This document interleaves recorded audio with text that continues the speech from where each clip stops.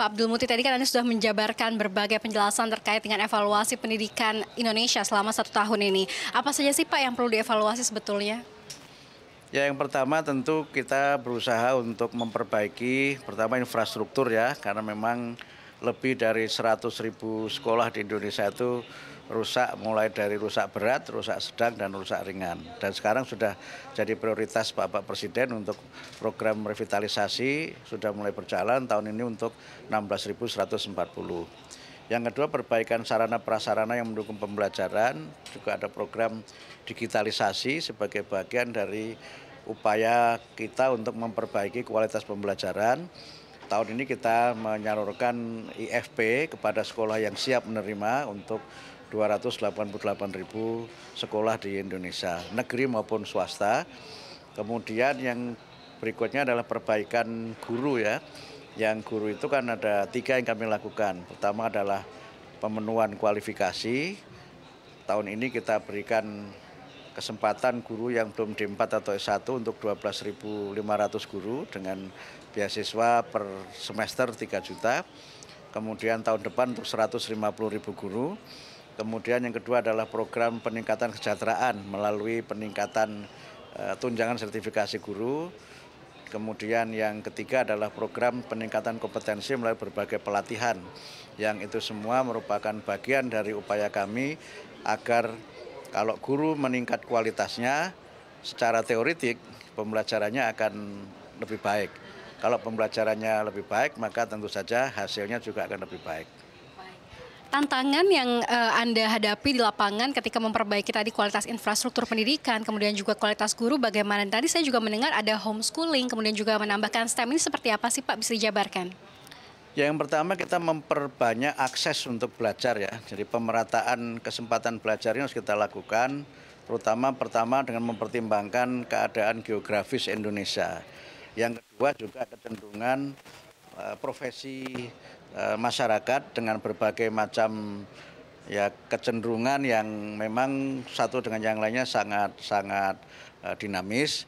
Kemudian yang ketiga juga memang ada yang karena terkendala ekonomi. Nah, kami berusaha untuk menjangkau mereka-mereka yang belum berkesempatan belajar itu dengan berbagai moda pembelajaran yang kami sering menyebut dengan memperluas akses belajar, tidak hanya melalui sekolah, tapi juga bisa melalui pendidikan non formal dan juga pendidikan informal. Ini yang coba kami lakukan, selain memang ada kendala-kendala kultural yang itu memang harus kami sinergikan dengan unit-unit lain. Misalnya tadi mereka tidak sekolah karena ya pernikahan dini, tidak sekolah karena mereka bekerja di usia muda.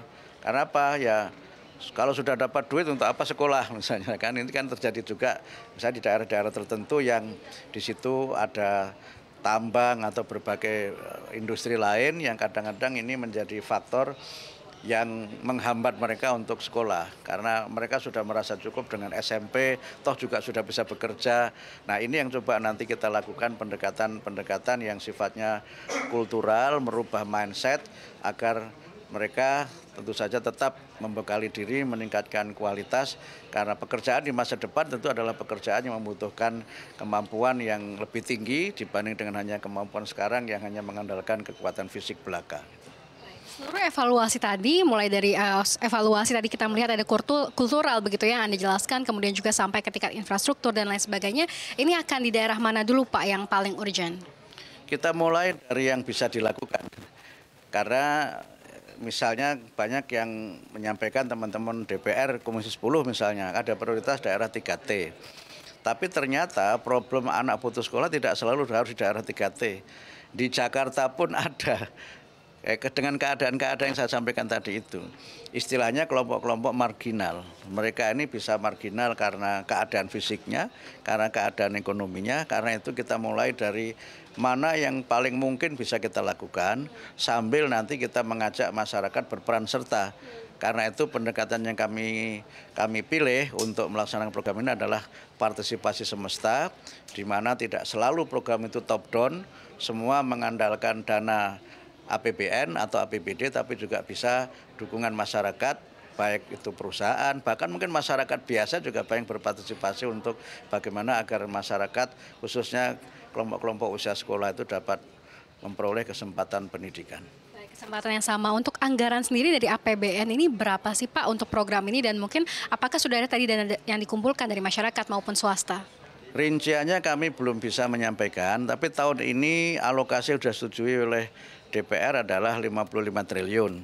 Tapi kemarin kami dapat tambahan 400 miliar sehingga 55 triliun 400. Kemudian kami dapat tambahan lagi 1,2 triliun sehingga sekitar 56,6. Mudah-mudahan itu bisa memenuhi berbagai program, walaupun memang ini lebih sedikit daripada tahun lalu. Tapi tidak berarti kami putus asa, kami berusaha untuk dana yang tersedia kita kelola dengan semaksimal mungkin. Kita usahakan untuk tidak ada kebocoran, kita usahakan suara Pak Presiden semua ditunaikan dengan transparan sehingga bermanfaat untuk mencerdaskan kehidupan bangsa. Mungkin terakhir dari kami Pak, bagaimana harapan Bapak untuk di sektor pendidikan pada tahun 2026? Ya, kami tentu berharap agar yang sudah kami lakukan sekarang ini dapat terus kami tingkatkan. Yang ada kekurangan kita perbaiki sehingga secara bertahap pendidikan kita akan semakin baik lagi. Terima kasih banyak Pak Abdul Muti atas waktunya. Sehat dan sukses selalu untuk Anda. Terima kasih Prof.